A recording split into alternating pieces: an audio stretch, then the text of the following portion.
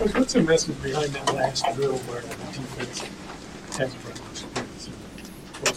Well, it was actually the beginning of practice. We had competition period, and the loser of the 2-minute drill runs gasser. So you start practice off situational period, what to be aware of, game time situation, and to make it a little more competitive because you can't hit or anything. You come out sluggish, you run after practice, and the offense came out today and they won. What do you know about Jason's situation? About the back? I don't know much right now. They told me he was sore, but I have to find out more after this. Does Patrick have any restrictions at minicamp? He looked like he was kind of moving around pretty decently today. He's been taking a lot more reps. I hope he doesn't have any right now. It's still a little early, but he's taking a lot more reps now. We'll try to ramp him up a little more next week. Has Winters been cleared in periods? He looked like he was out there. He plays some of them. You still got to watch his rep count, but he's getting better. Was it Jason's back that was sore? I'm not sure. I saw him going from afar, so I haven't had a chance to go down and check it out. Did you get a chance to see or hear what Willie said yesterday about Gino and really basically the team giving him all the pieces that he needs and his job not to crash the car or something like that? Have you heard that? I've heard it, but I don't have something about keys to the Porsche and don't crash it. I don't know what kind of car we have yet. We're still building it, so there's a lot of parts to be determined in that, but it's probably just a figure of speech, knowing Willie. It's probably just a figure of speech. Are you okay with, he's kind of putting the pressure on Gino with a comment like that. Are you okay with guys saying something like that? My personal feeling, if you don't have nothing good to say about a teammate, you don't say it. And there's pressure on everybody. We're in this business to win, and like I said, Gino's one of 22 guys starting, and everybody at every position has the same type of pressure. Do you think this offense has Porsche-like potential? I don't have a Porsche, so I can't answer that question. So they look nice on the outside, and I don't compare our offense to any type of car or vehicle or any type of situation. We're going to try to get better by the day, and we're going to make sure we put people in the right place to make plays, and we're going to go from there. Do you think to have a comment like that is being critical of the teammate, or? I don't think so. I mean, you don't know Willie. I don't know the situation. I went down at the interview. It's freedom of speech. He can speak to the press. He's a grown man. He's part of the team. I know how he feels about Gino. I know how he feels about the team, and nothing Willie said is wrong. You can speak your mind anytime you want to speak your mind. That's up to him, and that's probably a question that you probably have to ask him, but I don't see anything wrong with it. I don't see it harmful to him, no. Did you get a sense when you were talking to Gino initially, I'm sure you guys reviewed his first 2 years, that maybe he was overwhelmed or was a big jump for him initially? No, I don't. Look, rookies come in this league every year, and some play well, some don't, for whatever reasons, whether it's playing, whether it's grasping the system, whether it's coaching, whether it's injuries, whether it's off-the-field issues. And you come into a new situation, you take it as is, and you hope third-year players, as rookies, learn from their mistakes. And third- and fourth-year guys, really, that's their time to pick it up. Third, fourth, and fifth year for a guy that's drafted or a rookie, that's their time to pick it up. And you don't know situations going in, but I don't look at it and look in the past and worry about what he did in the past. I worry about what he does going forward. Do you expect Mo to be at minicamp next week? I would be hopeful. I mean, it's mandatory, but that's up to Muhammad, and I don't know what the answer to that question will be until next week. If he is here, will he be behind because he's missed this time, or will he be able to step in and play with the first team when he gets here? How would you handle that situation?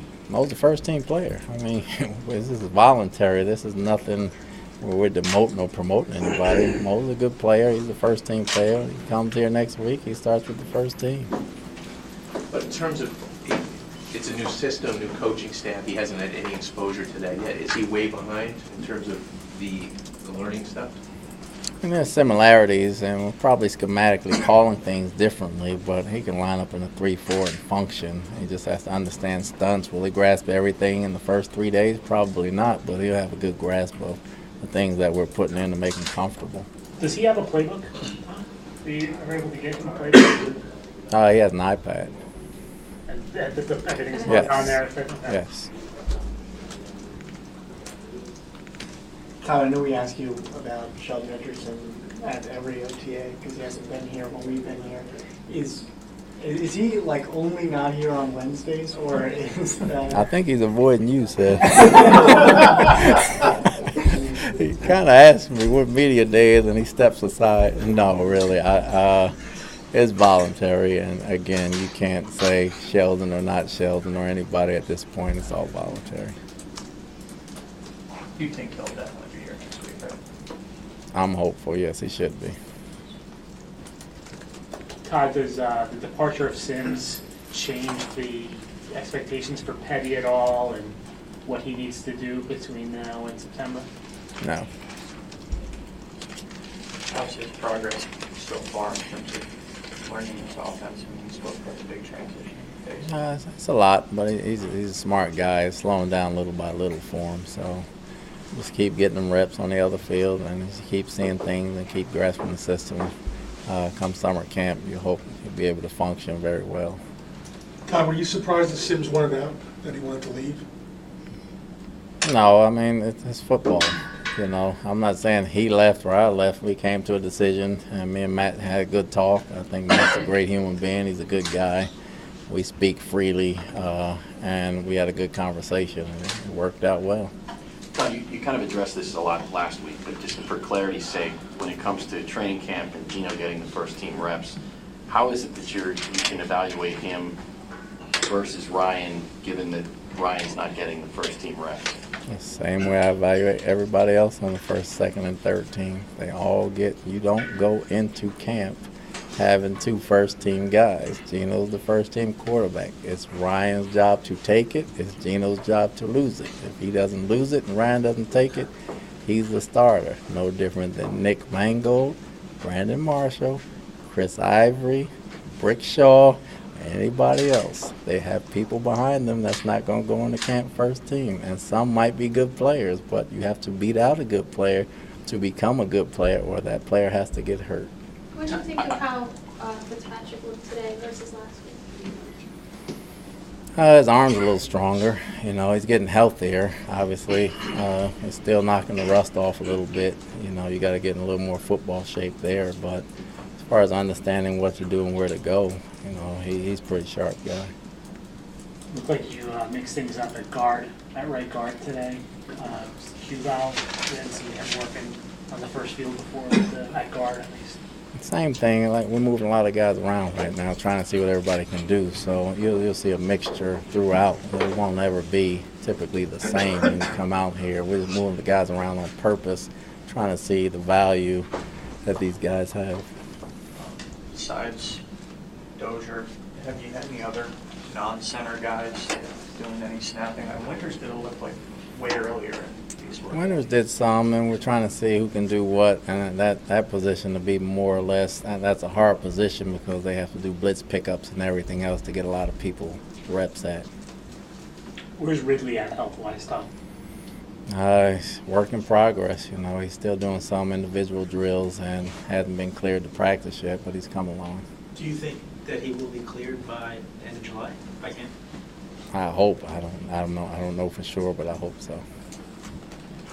Are the injured guys, and I'm throwing Gilchrist in there too, Ridley, probably a couple of Milner, are there any, which one is your most concern going in, whether they'll be cleared for training camp? Which one is furthest away, I guess, is what I'm asking. I don't know who's furthest away, but I would hope D would be ready. I don't know where he would be for training camp. Ridley would be the other one. I think Gilchrist will be fine. So D's a question mark at this point. Just because he hadn't been full speed yet. Yeah. You know, I would hope that the extra couple weeks in summer that he can come back a little healthier. Is it conditioning, or is it like physically, you don't know if it's Achilles is 100%? That's probably a little of both. You know, you just got to make sure. You want to be sure about those things. You don't want to just throw people out there and have a bad reaction. How is Leonard progressing? It's coming along, no different. Scheme's getting a lot more plays coming in for him. He's learning a lot more, seeing a lot of different blocks, and He's learning and getting better every day. Is he moving back and forth between first field and second field? And Yes, he is. Okay. Everybody good? Thanks.